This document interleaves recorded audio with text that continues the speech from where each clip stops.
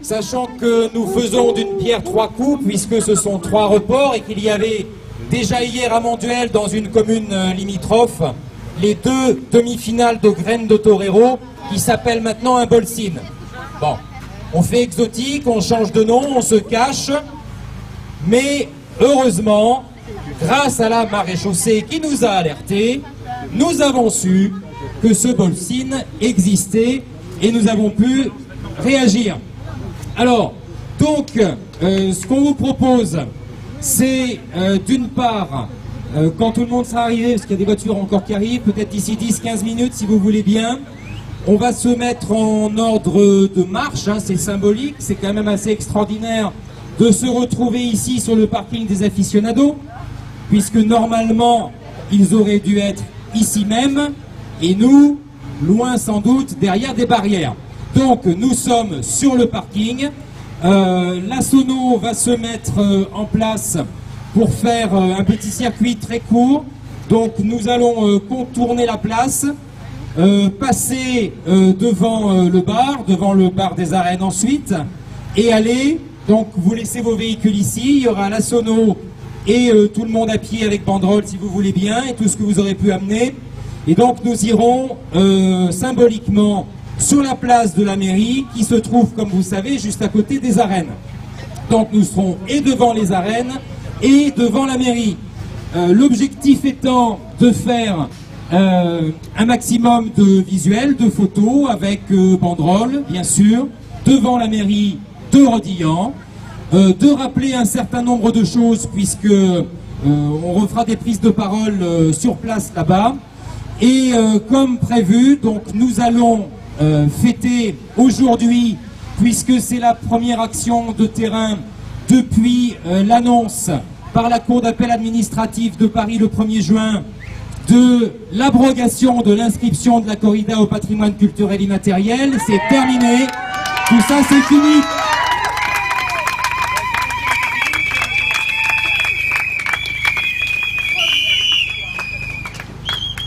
Et même le petit Corentin Carpentier a fini par comprendre que oui, c'était retiré. Et oui, ça n'est plus au patrimoine.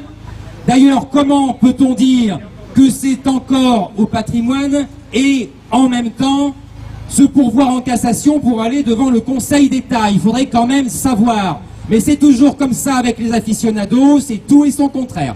Donc, je parlerai tout à l'heure donc de la suite, puisque suite il va y avoir devant le Conseil d'État, mais je vous rappelle l'information capitale, mais vous le savez déjà toutes et tous je pense, la corrida a été retirée du patrimoine culturel immatériel de la France.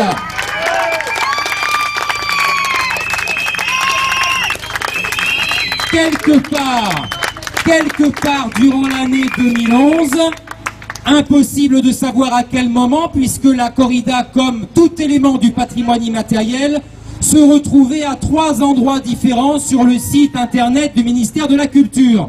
Pas un, mais 3 endroits. Tout a disparu. Donc nous avons fait constater, et c'était indispensable, par la justice, que le ministère, qui était dans du ni oui ni non, finalement avait bien retiré sous la pression populaire la corrida du patrimoine. Et il fallait absolument le faire dire par la justice, ce qui a été dit le 1er juin dernier, il y a pile 2 semaines. Et le point capital, comme vous savez, quand on est en appel, s'il y a pourvoi en cassation, ce qu'a fait l'ONCT, ça n'est pas suspensif. Donc depuis le 1er juin, c'est un fait, la corrida n'est plus au patrimoine et elle ne pourra y être à nouveau que si jamais le Conseil d'État prend un avis contraire.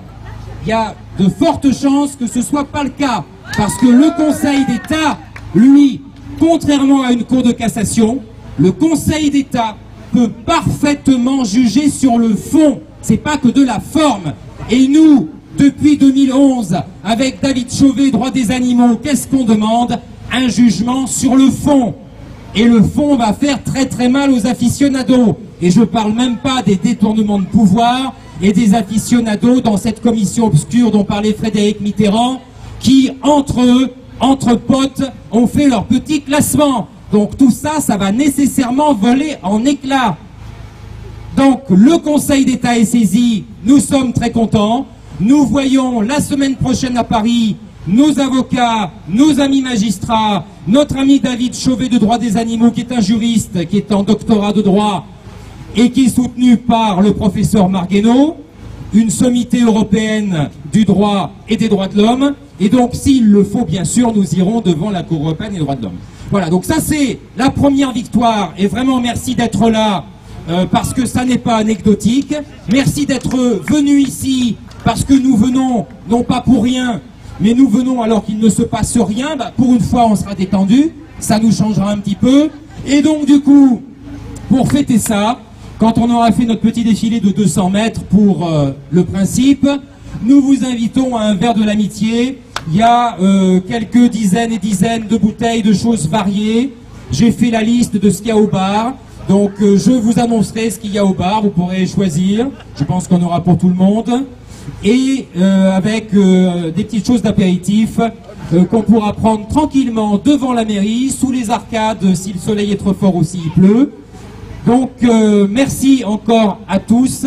Et donc d'ici 5-10 minutes, on va démarrer. Donc quand le camion va se mettre en place, si vous voulez bien, pour qu'on puisse faire des photos sympas et des films aussi, puisque je vois Alain qui est en train de filmer, donc c'est super.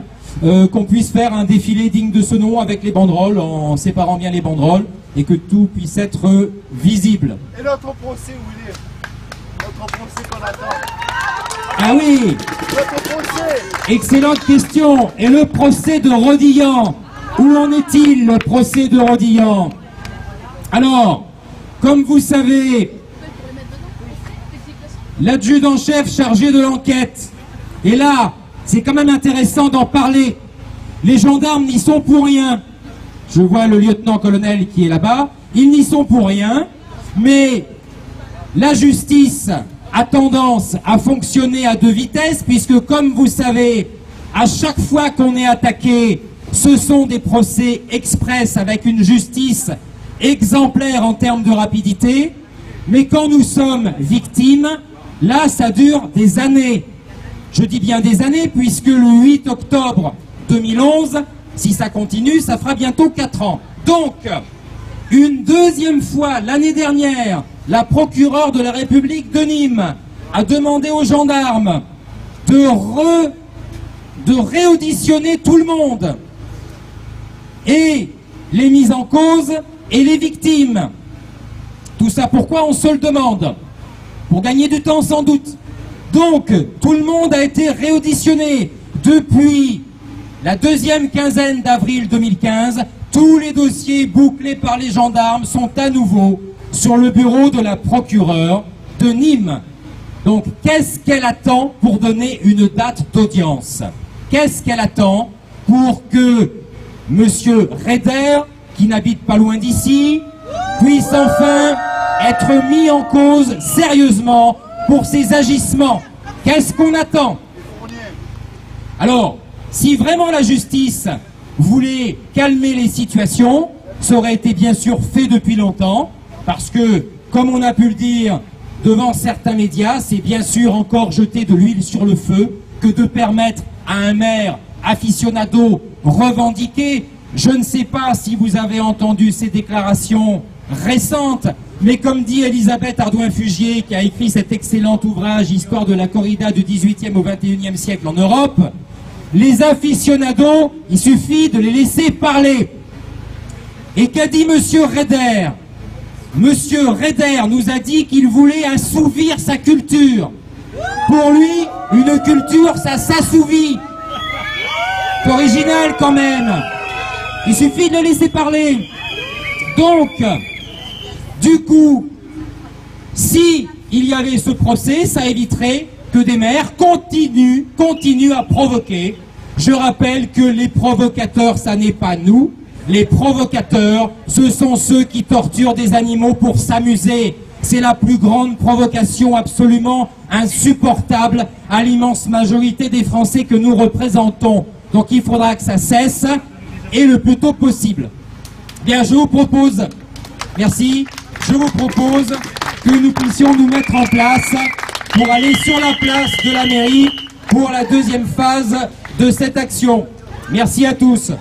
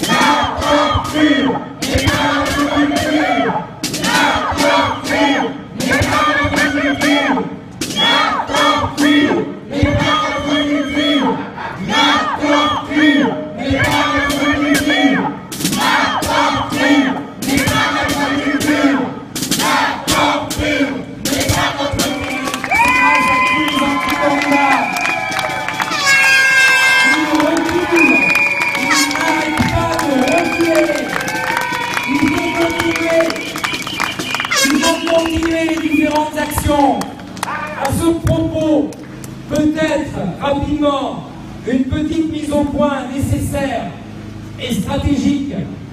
Donc comme vous savez, nous avons en ce moment un certain nombre de procès contre nous et bien entendu, nous serons condamnés, que ce soit le Crack Europe, que ce soit les militants, que ce soit moi, nous serons tous condamnés, c'est plié d'avance. Pour rien, pour avoir manifesté pacifiquement. Donc, comme vous le savez sans doute, le Crack Europe a évolué dans sa stratégie.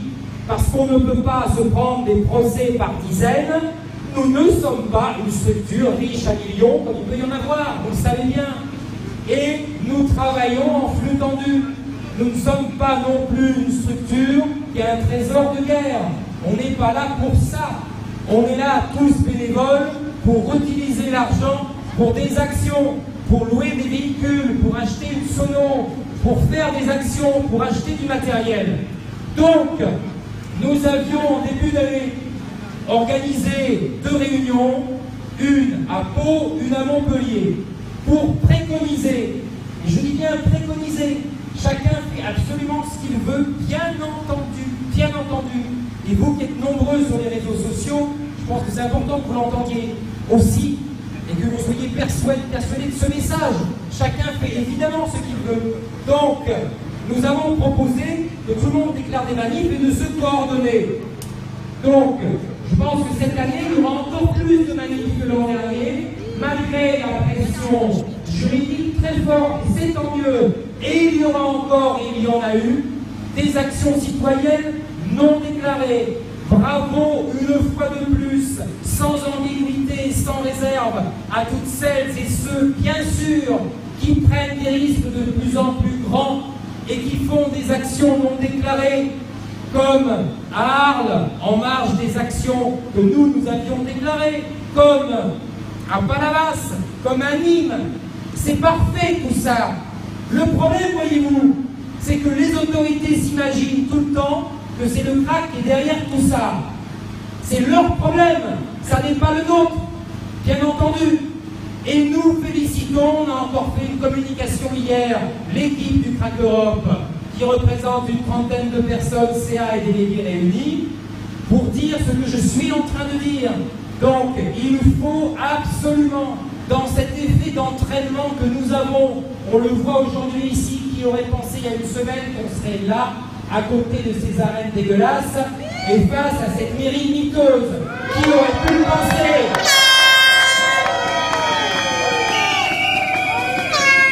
Alors oui, c'est grâce aux actions citoyennes, et certains vous y étiez à Nîmes à vous faire embarquer. Delphine, nos amis ici présents aussi, bien sûr, vous dans la cellule 12. Et oui, vous y étiez, et vous êtes là aussi, parce qu'il faut qu'on soit partout. Donc, bien entendu que cette pression, elle est primordiale. Bravo de la poursuivre. Et il faut aussi des actions déclarées et des manifestations. Et il est évident que c'est la conjonction aujourd'hui des deux. Le fait qu'il y ait eu ces actions non déclarées qui ont mis un bordel monstre à Nîmes, par exemple, et des actions déclarées. Quand on annonce 500, d'après nos amis des renseignements territoriaux ici présents, nous sommes 70, ben là c'est facile de monter. Hein. On compte 70 sur un numéro, pas 75 non, pas négocier. Bon. Donc, on aurait dû être 5 ou 6, forcément puisqu'il ne se passe rien aujourd'hui. Et on est pourtant 75. Et c'est extraordinaire. Ça veut dire que la prochaine fois, et tel que nous l'avions annoncé, il y a de fortes chances qu'on soit plus de 500 s'ils font un report, mais à condition, bien sûr, que tout le monde soit uni pour la même chose. Bien sûr. Et si pour la prochaine action à Rodilhan, s'il y a un report annoncé mardi prochain avec une date, s'il y a un report, mais on peut très bien discuter et se coordonner. Pourquoi pas une action citoyenne qui n'a rien à voir avec le crack? Ça ne nous pose aucun problème. On le dit, on le redira éternellement, l'abolition, ça sera tous ensemble ou personne. Ça sera jamais une structure seule. Jamais. Ni l'Alliance, ni le TRAC, ni le FNAC, ni l'ARAC, ni le CACC, ni le 483, et j'en passe. Jamais. Il faudrait être crétin profond pour l'imaginer. Jamais. Ça sera tous ensemble. Je répète, ce n'est pas une posture de notre part. On le ressent comme ça. Et je rappelle que dès 2011, on était, nous, enchantés de cette multiplication des actions citoyennes qui ont battu des records en 2014. Mais c'est parfait tout ça. Et il faut que ça continue. Et ça va forcément continuer. Je passe la parole. Je sais pas. Il n'y a pas l'air de vouloir parler. Je passe la parole, c'est important, à Roger.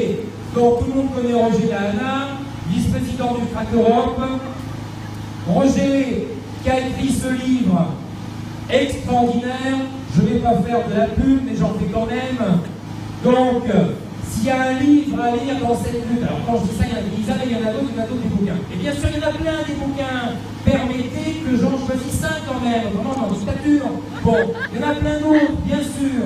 Bon, il se trouve que celui de Roger, c'est le dernier en termes de chronologie, que c'est le plus documenté dans une façon journalistique de ce que ne font pas les journalistes malheureusement, ce qu'ils auraient dû faire depuis longtemps, les Pierre Péan, les Edith Plenel, non pas de Paul et la Fioc, bon, et bien d'autres, pour dénoncer morceau par morceau tous les thèmes de la tauromachie. Ce qu'on voulait faire, je l'ai déjà dit, mais je radote, je suis prof, c'est mon boulot de radoter. Donc, ce que j'ai déjà dit, c'est que sur mon ordinateur, j'ai un fichier qui s'appelle Livre 2004. Ça faisait 11 ans qu'on voulait faire un bouquin et qu'on n'a jamais fait, parce qu'on n'avait jamais le temps de le faire. Et il y avait personne qui ait les compétences, le talent et qui mette le travail nécessaire pour faire ce travail d'investigation phénoménale et de compilation des infos. Bon, on l'a enfin. Donc, vous avez Corrida, La Honte, qui doit être très franchement notre livre de chevet à tous et à toutes, qu'il faut avoir lu, tout simplement parce que quand les questions sont posées, de dire, et si on va voir notre député et notre sénateur, qu'est-ce qu'on peut lui dire? Déjà, on peut utiliser le Vademecum qui est à votre disposition, où vous avez un condensé des arguments. Mais encore mieux, on peut acheter et lire le livre de Roger, où là, vous pouvez vous imprégner d'énormément d'informations. C'est un livre à lire, à relire plusieurs fois, parce que vous avez tout là-dedans pour casser dans tous les domaines la mafia des arènes, parce que c'est une mafia, elle en a toutes les caractéristiques. Bon, merci à vous tous et à très bientôt. Merci, au revoir. Et en rentrant, en allant à vos véhicules, s'il vous plaît, quittez Rodillan directement, il y a sûrement une bande d'abrutis là qui doit rôder autour, donc c'est pas la peine de prendre des risques. Hein. Donc,